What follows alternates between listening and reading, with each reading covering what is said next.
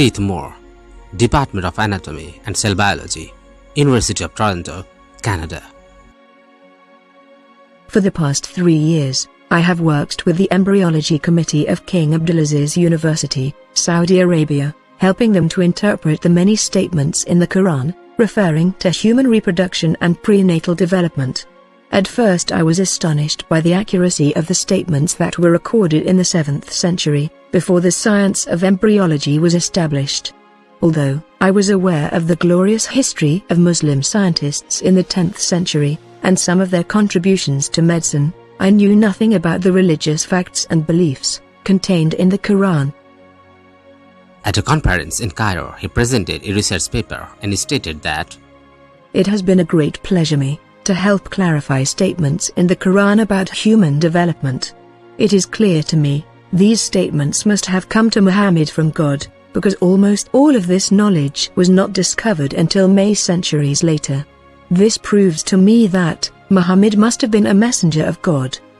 Professor Moore also stated that, "The staging of human embryos is complex, owing to the continuous process of change during development. It is proposed that a new system of classification could be developed using the terms mentioned in the Qur'an.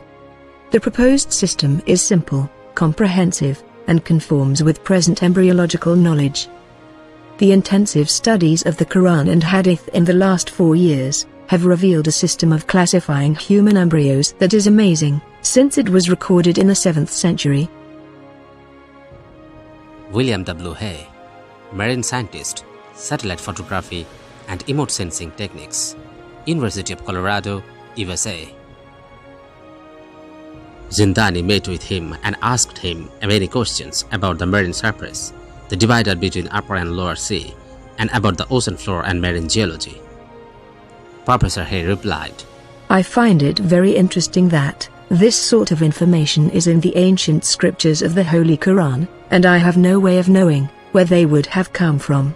But I think it is extremely interesting that they are there, and this work is going on to discover it, the meaning of some of the passages." Professor Alfred Kroner, Department of Geosciences, University of Mainz, Germany. Sheikh Zindani met with him and presented several Quranic verses and Hadith, which he studied and commented upon. Alfred Kroner said, "Somebody who did not know something about nuclear physics 1,400 years ago could not, I think, be in a position to find out from his own mind, for instance, that the earth and the heavens had the same origin. If you combine all these statements that are being made in the Qur'an in terms that relate to the earth and the formation of the earth and science in general, you can basically say that statements made there in many ways are true. They can now be confirmed by scientific methods, and in a way, you can say that the Qur'an is a simple science textbook for the simple man, and that many of the statements made in there at that time could not be proven, but that modern scientific methods are now in a position to prove what Muhammad said 1,400 years ago." E. Marcel Johnson, Director of the Daniel Baugh Institute, Thomas Jefferson University, Philadelphia, Pennsylvania, USA. Professor Johnson began to take an interest in the scientific science in the Quran at the 7th Saudi Medical Conference, when a special committee was formed to investigate scientific science in the Quran. At first, Professor Johnson refused to accept the existence of such verses in the Quran, but after a discussion with Sheikh Zindani, he took an interest and concentrated his research on the internal as well as external development of the fetus. He said, "In summary, the Quran describes not only the development of external form, but emphasizes also the internal stages, the stages inside the embryo, of its creation and development, emphasizing major events recognized by contemporary science. As a scientist, I can only deal with things which I can specifically see. I can understand embryology and developmental biology. I can understand the words that are translated to me from the Quran. As I gave the example before, if I were to transpose myself into that era, knowing what I do today and describing things, I could not describe the things that were described." I see no evidence to refute the concept that this individual Muhammad had to be developing this information from some place. So I see nothing here in conflict with the concept that divine intervention was involved in what he was able to write. Dr. T.V.N. Prasad, Professor of Anatomy, Paediatrics and Child Health, University of Manitoba, Canada. He told, Muhammad was a very ordinary man. He could not read or write, in fact he was illiterate. We are talking about 1,400 years ago. You have someone who was illiterate, making profound pronouncement and statements, and are amazingly accurate about scientific nature. I personally cannot see how this could be mere chance. I have no difficulty in my mind in concerning that this is a divine inspiration or revelation, which led him to these statements. Jolie Simpson, Department of Obstetrics and Gynaecology, Baylor College of Medicine, Houston, Texas, USA. He said, I think, that not only is there no conflict between genetics and religion, but in fact religion can guide science by adding revelation to some traditional scientific approaches. That there exists statements in the Qur'an shown by science to be valid, which supports knowledge in the Qur'an having been derived from God. Gerald C. Gringer, Department of Cell Biology, School of Medicine, Georgetown University, Washington, D.C., USA.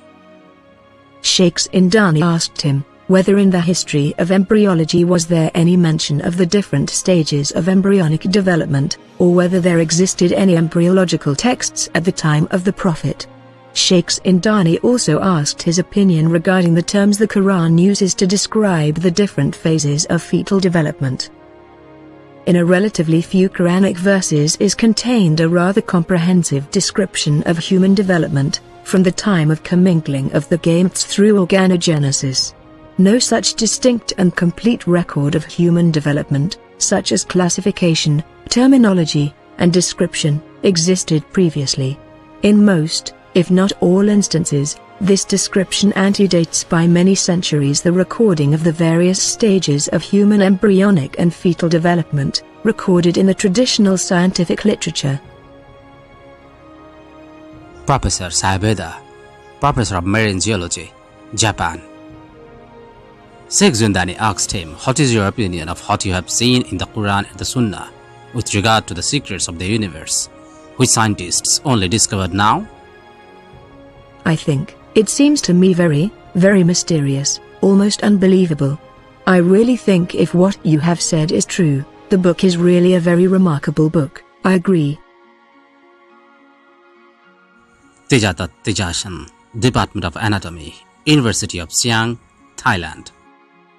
During the 8th Saudi Medical Conference in Riyadh, Saudi Arabia, he stood up and said, In the last 3 years, I became interested in the Quran.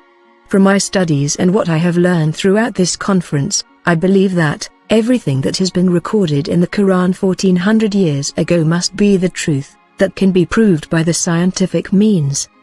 Since the Prophet Muhammad could neither read nor write, Muhammad must be a messenger, who relayed this truth which was revealed to him as an enlightenment by the one who is eligible creator. This creator must be God, or Allah. I think this is the time to say, there is no God to worship except Allah, Muhammad Rasul Allah, Muhammad is messenger of Allah. The most precious thing I have gained from coming to this conference is, La ilaha illa Allah, and to have become Muslim. Tom Armstrong, Professor of Astronomy, University of Kansas, Lawrence, Kansas, USA. Professor Armstrong was asked a number of questions. You have seen and discovered for yourself the true nature of modern astronomy by means of modern equipment, rockets, and satellites developed by man. You have also seen how the same facts were mentioned by the Quran 14 centuries ago. So what is your opinion? He said, that is a difficult question which I have been thinking about since our discussion here. I am impressed at how remarkably some of the ancient writings seem to correspond to modern and recent astronomy. I am not a sufficient scholar of human history to project myself completely and reliably into the circumstances that 1,400 years ago would have prevailed. Certainly, I would like to leave it at that what what we have seen is remarkable. It may or may not admit of scientific explanation. There may well have to be something beyond what we understand, as ordinary human experience, to account for the writings that we have seen. Dorja Rao, Professor of Marine Geology, King Abdulaziz University, Jeddah, Saudi Arabia. Sheikh Zindani presented to Professor Rao many verses dealing with his area of specialization and asked, "How do you think of existence of the scientific information in the Quran? How could Prophet have known about these facts 14 centuries ago?" It is difficult to imagine that this type of knowledge was existing at that time, around 1400 years back. Maybe some of the things they have simple idea about, but to describe those things in great detail is very difficult. So this is definitely not simple human knowledge. A normal human being cannot explain this phenomenon in that much detail. So, I thought the information must have come from a supernatural source. Ashidi Kuzan, Director of the Tokyo Observatory, Tokyo, Japan. He said, "I say, I am very much impressed by finding true astronomical facts in Quran, and for us modern astronomers have been studying very small piece of the universe. We have concentrated our efforts for understanding a very small part. Because by using telescopes, we can see only very few parts of the sky without thinking about the whole universe. So by reading Quran and by answering to the questions, I think I can find my future way for investigation of the universe." Maurice Bucaille, Chief of the Surgical Clinic, University of Paris, France. After a study which lasted 10 years, Dr. Bucaille addressed the French Academy of Medicine in 1976 concerning the existence in the Quran of certain statements concerning physiology and reproduction. His reason for doing that was that our knowledge of these disciplines is such that it is impossible to explain how a text produced at the time of the Quran could have contained ideas that have only been discovered in modern times. The above observation makes the hypothesis advanced by those who see Muhammad as the author of the Quran untenable. How could a man, from being illiterate, become the most important author, in terms of literary merits, in the whole of Arabic literature? How could he then pronounce truths of a scientific nature, that no other human being could possibly have developed at that time, and all this without once making the slightest error in his pronouncement on the subject? Michael H. Hurt, a famous astrophysicist, New York, United States. He told that, "My choice of Muhammad to lead the list of the world's most influential persons may surprise some readers, and may be questioned by others, but he was the only man in history, who religious and secular level,